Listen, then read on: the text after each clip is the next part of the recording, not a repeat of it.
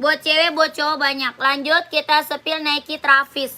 Ya, ini Nike Travis ada 2 warna. Lagi booming, lagi best seller, Kak. Ya, Nike Travisnya ada 2 warna. Ada biru navy, yang ini biru denim. Harga berapa Travisnya? 170.000. Kelahiran mana? Vietnam. Ya, ini kelahirannya Vietnam. Bahannya dia jeans, Kak. Bahannya apa? Jeans. Keren banget, ambil sayang. Ada warna biru navy ya, 2 warna. Kelahiran Vietnam. Jahitannya udah rapi, udah keliling. Ya, jahitannya udah rapi, Kak, udah keliling. Bahannya dia jeans.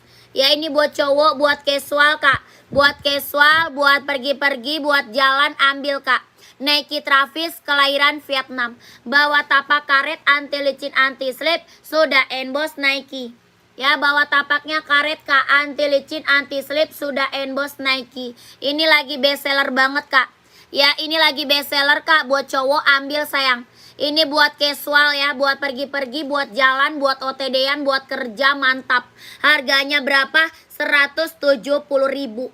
2 warna sama biru navy. Yang ini biru denim. Ya, 2 warna sama biru navy.